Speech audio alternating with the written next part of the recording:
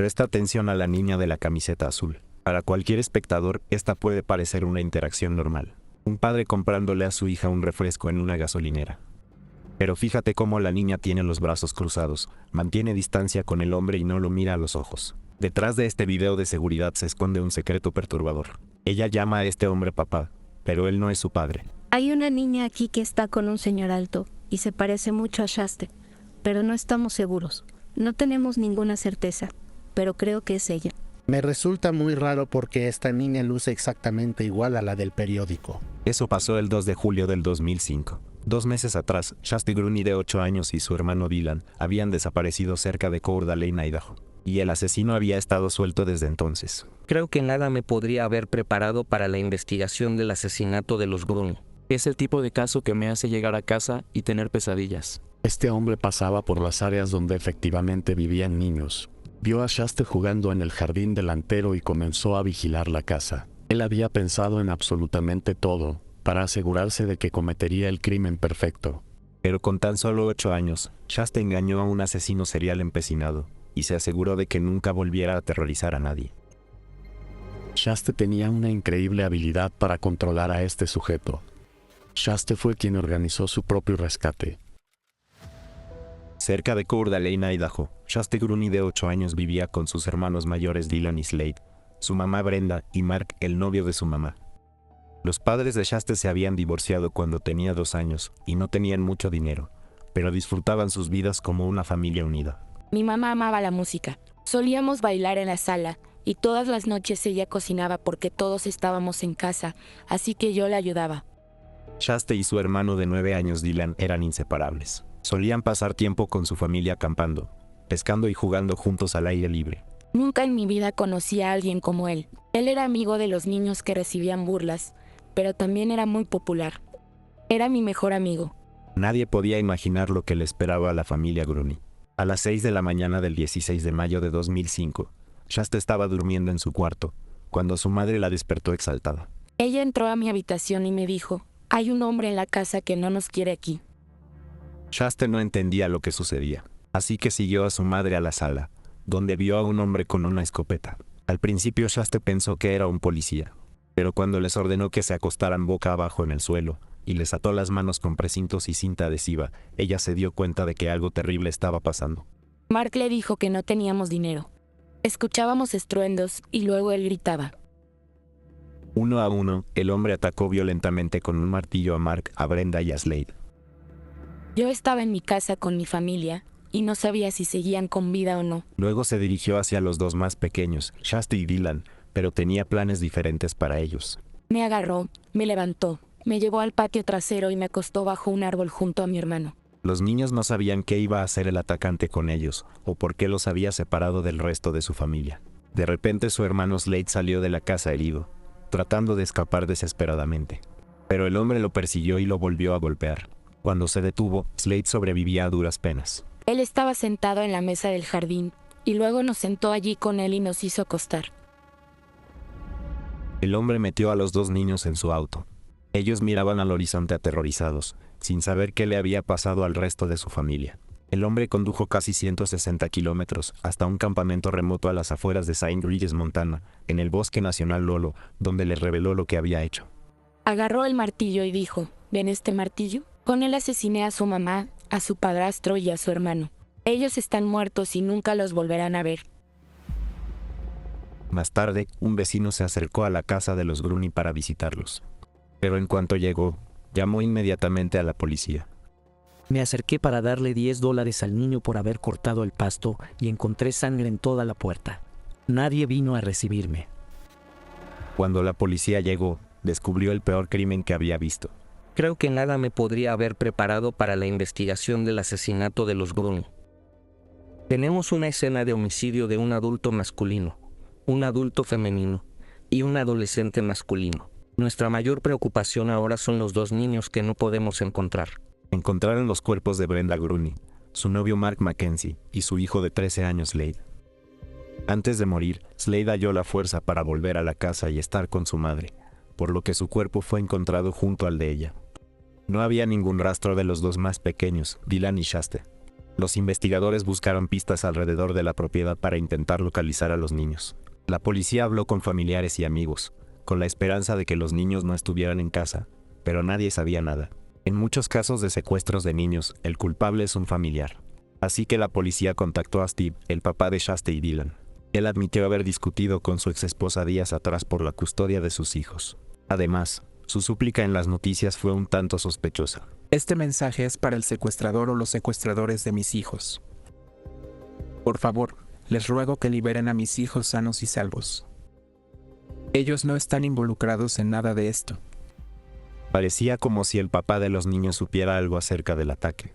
Steve debió someterse al polígrafo, y hubo una fluctuación cuando le preguntaron dónde estaban los niños. No pasó la prueba, pero continuó diciendo que no sabía nada. Los investigadores usaron informática forense para confirmar que él estaba en su hogar al momento del ataque y fue liberado de sospechas. Así volvió al inicio la búsqueda de los 2 niños desaparecidos de Idaho. La policía siguió cientos de pistas para rastrear a Shaste y Dylan Groene. Con 2 niños desaparecidos y un asesino suelto, la comunidad estaba aterrorizada. La policía emitió una alerta Amber y los ciudadanos de Coeur d'Alene hicieron todo lo posible para ayudar. Llegaron miles de pistas pero ninguna tenía sentido. La policía creía que el ataque no había sido al azar. Los objetos de valor estaban intactos y el crimen parecía muy personal. Debido a que los cuerpos habían sido golpeados brutalmente y sin piedad, el ataque parecía más bien un crimen pasional. Empecé a pensar quién podría tener tanta ira hacia esta familia para querer infligir semejante daño en estas personas. Shaste y Dylan perdieron 3 familiares en unas pocas horas. Solo se tenían el uno al otro, y estaban atrapados con un asesino donde nadie los podía ver u oír. Su secuestrador no les dio tiempo de llorar la pérdida de su familia, ya que de inmediato comenzó a maltratarlos en el campamento y en una cabaña cercana. Se puso furioso y empezó a lanzar cosas. Descargaba más su ira con Dylan y era muy malo con él. Abusaba de él y me obligaba a mirar mientras lo hacía. Y si yo lloraba, lo lastimaba aún más. Una noche, el secuestrador llevó el abuso a otro nivel y comenzó a jugar retorcidos juegos mentales con ellos. Les dijo que podrían regresar a casa si hacían lo que les decía. Incluso les hizo escribir cartas para su familia diciendo que tal vez volverían. Querido papá, te extraño mucho. Y Dylan y yo sabemos lo que le pasó a mamá, a Mark y a Slade, y estamos muy tristes. Te extrañamos a ti, a Jesse y a Vance, y tal vez los volvamos a ver. Dylan y Shaste pensaban que su pesadilla terminaría pronto, pero las cartas nunca se enviaron. Solo había sido otra cruel manipulación del secuestrador. Él solo quería que creyéramos que había una posibilidad, que podríamos salir vivos de allí. Creo que después de cierto tiempo, Dylan empezó a perder la esperanza de que hubiera un final feliz para él. Con cada segundo que pasaba, la probabilidad de encontrarlos con vida disminuía. La policía siguió buscando pistas desesperadamente y se enteró de que había habido una barbacoa en la casa el día anterior al ataque. Encontraron en la puerta la huella dactilar de Robert Lattner, quien había estado en la reunión. Él tenía antecedentes penales y les debía dinero a Brenda y Mark. Con este posible móvil, los investigadores intentaron hablar con Lattner pero no lo encontraron. Además, su oficial de libertad condicional dijo que había dejado la ciudad justo después del ataque. Pero cuando Lattner contactó a su oficial y se enteró de que la policía quería hablar con él, inmediatamente se acercó por su cuenta. Hay 2 opciones cuando alguien se entrega así de rápido. La primera es que la persona siente mucho remordimiento por lo que hizo y quiere confesarlo. La segunda es que el sospechoso es completamente inocente y quiere librarse del asunto. Lo interrogaron por horas. Él negó haber estado involucrado con el ataque y se ofreció a tomar una prueba en el polígrafo. Era cierto, la policía no encontró nada extraño así que lo descartó. Mientras las pistas no conducían a nada, Shaste comenzó a darse cuenta de que su captor no tenía planes de liberarlos. Pero ella y Dylan se necesitaban, y al ver a su hermano mayor perder la fe, Shaste sabía que debía ser fuerte y darle el valor para seguir adelante. Le dije, te prometo que saldremos vivos de esto. Esa era la única manera que tenía de consolar y darle fuerzas a mi hermano, asegurándole que no nos rendiríamos. Los niños se apoyaban mutuamente para intentar superar el trauma, pero los abusos no habían terminado. El hombre comenzó a darles drogas y alcohol, y cuando creía que estaban bajo su influencia, les contaba libremente historias aterradoras de lo que les había hecho a otros niños. Pero no tenía idea de que la niña de 8 años recordaría todo, y al final lo usaría en su contra. Él nos describió muy vívidamente y con lujo de detalles cómo había asesinado a 2 pequeñas hermanas que vivían en Seattle. Se llamaban Amilla White y Carmen. Nos dijo cómo lo había hecho y a dónde había dejado sus cuerpos. Cuando empezó a hablarnos de los asesinatos, yo pensé, voy a fingir que estoy bebiendo esto. Shasta comenzó a idear un plan a medida que escuchaba los delitos pasados del hombre. Ella sabía que él sentía una especie de conexión con ella, por lo que decidió usar eso en su contra y fingió ser su amiga. Le preguntaba cosas sobre su vida y sus familiares, y le dije que quería conocerlos. Lo hacía a propósito, porque sabía que necesitaba hacerle creer que lo amaba o que quería estar allí con él. Al principio sus preguntas parecían funcionar. El hombre comenzó a ser más amable con ellos. Pero un mes después del secuestro, la situación dio un giro trágico. El hombre le dijo a los niños que podrían volver a casa si atrapaban una ardilla. Lo intentaron muchas veces, pero no pudieron. Finalmente Dylan logró atraparla. Después de haber cumplido el desafío, los niños tenían la esperanza de que todo terminaría. Creían que el hombre los estaba haciendo empacar para llevarlos a casa, pero les volvió a mentir y la sensación de alivio de Shasta y Dylan se desvaneció de inmediato. Acababa de abrazar a mi hermano, y estaba sosteniendo su mano cuando escuché un estruendo. Y luego sentí que la mano de Dylan soltó la mía de repente. No pude decir nada, ni siquiera pude gritar. Estaba paralizada. No sabía qué hacer. El hombre le disparó a Dylan 2 veces enfrente de Shasta. Esto la derrumbó. Él se acercó a mí llorando. Dijo que había sido un accidente y que lo lamentaba. Tal vez el primer disparo lo fue. Pero me dijo que el segundo disparo había sido para que Dylan no sufriera. Shasta tuvo que ver cómo mataban a otro de sus hermanos, y luego el hombre la obligó a ayudarlo a mover el cuerpo de Dylan sobre una lona para quemarlo. Dylan y Shasta se ayudaban para seguir adelante, pero ahora la niña estaba sola para enfrentar lo que ningún niño de 8 años debería enfrentar. Estaba muy confundida, y recuerdo que pasé alrededor de una semana sin hablar. No podía hablar, estaba paralizada.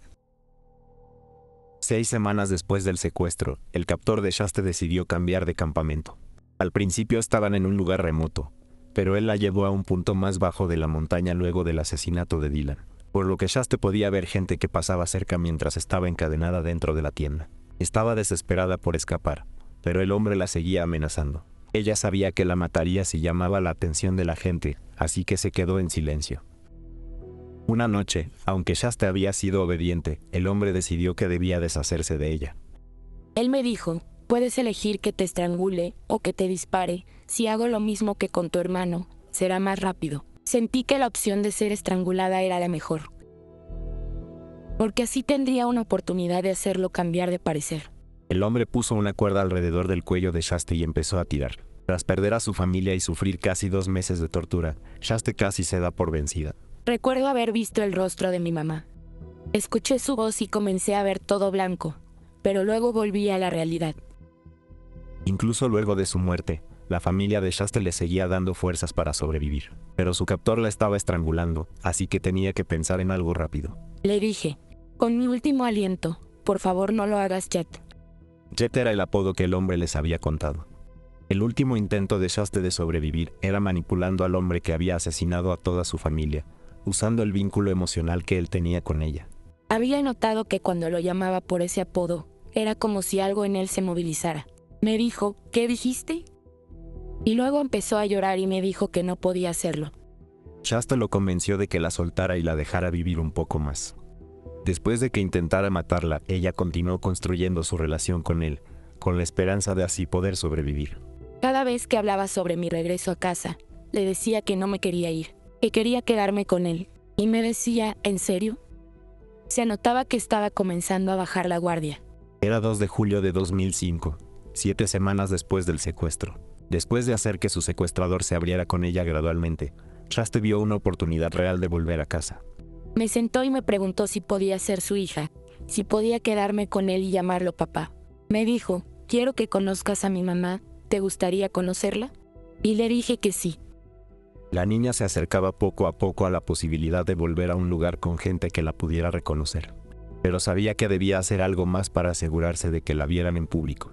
Le pregunté si me podía llevar al lugar donde crecí. Le dije que quería mostrarle mi escuela y la casa de mi mejor amigo, y que quería mostrarle todos los lugares que eran importantes para mí porque él también lo era. Y me dijo, sí, me encantaría. Casi 2 meses después de la desaparición de los hermanos Groening, Chaste hizo que su secuestrador la llevara de vuelta a Coeur d'Alene. Incluso logró que se detuvieran en una tienda, con la esperanza de que alguien interviniera. Pero el gerente identificó a Chaste en el video de seguridad y le avisó a la policía, cuando ella ya se había ido. Recuerdo que aún tenía esperanzas, pero igual sentía que ya no había ninguna. El hombre le preguntó si tenía hambre, a pesar de que sabía que probablemente alguien la reconocería. Chaste le dijo que sí, y fueron al restaurante Dennis en Coeur d'Alene. Al entrar, vi un cartel de desaparecido con una foto de mi cara. Había un chico parado afuera con sus amigos. Él me miró y asintió, y yo asentí también. Fue a la barra y habló con una de las camareras, y luego vi que ella estaba mirando hacia donde yo estaba. Ellos eran mi única mesa en ese momento. Así que la reconocí de inmediato. El hombre no tenía ojos para nadie más que para Chaste. Ella no hablaba sin su permiso. Algo no estaba bien. Yo lo sabía. La camarera Amber no sabía con quién estaba ni qué era capaz de hacer, pero no podía arriesgarse a que él supiera que sospechaba. Hablé con mi gerente y le dije que debíamos llamar a la policía. Teníamos que hacerlo. Estaba segura de que esa era Chaste Gruny. Podía apostar que lo era. Necesitábamos llamar a alguien. Otras personas en el restaurante reconocieron a la niña, y la policía recibió la llamada que había estado esperando por meses. Hay una niña aquí que está con un señor alto y se parece mucho a Chaste, pero no estamos seguros. No tenemos ninguna certeza, pero creo que es ella. Chaste podía notar que la reconocían, pero no sabía si saldría de allí con vida. Recuerdo que pensaba, él es muy inteligente. Incluso si saben que soy yo la que está con él inventará alguna excusa y ellos se irán y no pensarán que algo anda mal. Todos esperaban a que llegara la policía, pero el hombre se quería ir. Si se escapaba con la niña, nadie sabía qué haría después. El restaurante se puso en acción. Amber fingió tener problemas al imprimir la factura para que se quedara más tiempo en la mesa. Otras personas que estaban allí se posicionaron en la puerta para detenerlo si intentaba escapar. Finalmente llegó la policía y le preguntó a Chaste su nombre. Después de que la niña dijera quién era, la policía se llevó al hombre y ella respiró aliviada. Todo el restaurante empezó a aplaudir. Todos sabían quién era yo y sabían que estaba desaparecida, así que definitivamente todos cumplieron un papel importante en mi rescate. Antes de irse de Dennis, Chaste le dijo a la policía que ese hombre era quien había matado a su familia y la había secuestrado. Él era Joseph Duncan, de 42 años, un delincuente sexual nivel 3. Tenía solo 15 años cuando se registró su primer delito sexual. En 2004 fue acusado de abuso infantil en Minnesota, y había estado fugitivo luego de haber conseguido $15,000 para la fianza y haber huido de la ciudad. La policía descubrió que el auto de Duncan era robado. Allí encontraron una escopeta y un equipo de grabación con videos de Dylan y Chaste de cuando los tenía cautivos. Finalmente Chaste estaba a salvo, pero Dylan seguía desaparecido. Duncan permaneció en silencio y la policía no pudo sacarle información, por lo que tuvieron que acudir a la niña. Ella contó todo, incluso lo que le había sucedido a su hermano. También explicó los horrores inimaginables que ella y Dylan habían vivido las 7 semanas anteriores. Aún no puedo creer que una niña de 8 años tuviera que presenciar todo eso. Y aún peor, luego tuvo que revivirlo al contárselo al investigador. Ella presenció cosas horribles que traumatizarían a cualquier adulto de por vida, y de las que nunca podría hablar con nadie. Chaste juntó muchas fuerzas para contar su historia, y hasta reveló lo que Duncan le había contado sobre los otros asesinatos. Me acordaba de todo, y cuando me encontraron, conté todo lo que él me había revelado. Joseph Duncan finalmente confesó y le dijo a la policía que cazaba a sus víctimas. Conducía sin rumbo y usaba su GPS para marcar las casas con niños en las que se detendría. Así fue que pasó por la casa de los Gruny y vio a Chaste y a Dylan jugando en el jardín. Estudió la casa y a la familia por días mientras se preparaba para la noche del ataque. Recuerdo que me dijo que había logrado que mi perro se acercara a él. Le daba golosinas y esas cosas a nuestro pitbull para que no sospechara de él cuando entrara a la casa a hacer lo que tenía planeado. No quería que el perro fuera un problema en ese momento. Él había pensado en absolutamente todo, para asegurarse de que cometería el crimen perfecto. En el juicio, el jurado tuvo que ver el video que Duncan había grabado de lo que le había hecho a los niños. Las escenas mostraron el aterrador alcance de su brutalidad. Creo que esa evidencia probablemente fue lo más perturbador que vi en toda mi vida. A pesar de que el video es traumatizante, es la evidencia esencial para que los fiscales logren que Joseph Duncan sea condenado a la pena de muerte. 16 de octubre de 2006. Joseph Duncan se declaró culpable de 3 secuestros y 3 asesinatos en primer grado, por las muertes de Brenda Marquis Slade. Fue condenado a 3 cadenas perpetuas. Luego se declaró culpable de 10 cargos federales en relación al secuestro y abuso sexual de Shaste y Dylan y al asesinato de Dylan. Fue condenado a muerte. En los 31 años que llevo trabajando en el sistema de justicia penal, puedo asegurar que nunca he conocido a alguien con tanta maldad como Joseph Duncan. Fue enviado a la prisión federal de Terre Haute, donde estuvo en el pabellón de la muerte hasta el 28 de marzo de 2021, cuando murió de cáncer cerebral. Shaste finalmente había escapado del monstruo y comenzaba su camino de sanación. La comunidad se reunió para festejar el cumpleaños de su difunto hermano Slade. Mi hermano era muy bueno, era genial y siempre era amable con las personas. Te deseo un feliz cumpleaños, hermano. Dile a mamá, a Dylan y a Mark que los amo mucho y los extraño, y que ojalá nos volvamos a ver algún día. Shaste intentó seguir adelante con su vida, pero no fue fácil crecer después de todo lo que le había pasado a tan temprana edad. Estaba contenta de estar a salvo, pero aún había una parte de mí que tenía miedo de que volviera a suceder.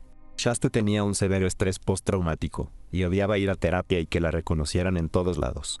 Solo quería ser una adolescente normal, pero todavía tenía que lidiar con asuntos judiciales de Joseph Duncan. Además, tenía que hacer terapia, lo cual no me hacía sentir bien conmigo ni con la persona que era. Así que creo que todo eso me llevó al límite.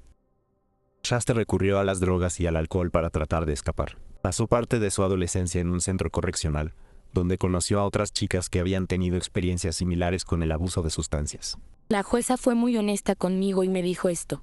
Siento que tienes las herramientas para ayudar a muchas personas y que eres mucho mejor de lo que crees. Ella le dio un giro a su vida luego de que tuvo hijos y conoció a su marido. Él era familiar de Sammy Joe White y Carmen Cubayas, las hermanas de Seattle que Joseph Duncan también confesó haber matado. Durante mucho tiempo, tuve la sensación de que no podía tener hijos, pero no iba a dejar que él me quitara la posibilidad de traer niños al mundo. Todo sucede por una razón. Si nada hubiera pasado, nunca hubiera conocido al papá de mi hijo. Mi niño no estaría aquí conmigo y yo no sería su madre. Tenía que ser así. Shaste ahora se enfoca en todo el apoyo que recibió de las personas que conoció gracias a lo sucedido. Todavía estoy en contacto con el chico con el que crucé miradas afuera del restaurante. Se llama Nick Chapman. Algunos de los investigadores y oficiales que trabajaron en mi caso me llevaron a sus casas y pude conocer a sus hijos. Ellos hicieron mi vida mucho más fácil. Me permitieron ser una niña cuando sentía que no podía. Gracias a la vida que construyó y a todo el amor que la rodea, sabe que es importante mirar hacia adelante y no dejar que su agresor controle su vida. No lo odio por todas las cosas que hizo. En realidad, lo perdono. Si no lo perdono, él tendrá el control sobre mi vida. Quiero que sepa que estoy haciendo algo bueno con mi vida, para que tenga en claro que no puede controlarme, y que lo que me hizo ya no me afecta. Ahora Shaste disfruta de estar con su familia, y espera poder convertirse en consejera para usar su experiencia, y así ayudar a otros que hayan pasado por momentos difíciles. Sé que sobreviví por una razón, y sé que aún estoy en este planeta por un motivo. Estoy segura que estoy aquí para ayudar a otras personas. Si alguien está sufriendo de abuso y se entera que yo me di por vencida, no lo ayudaría en absoluto.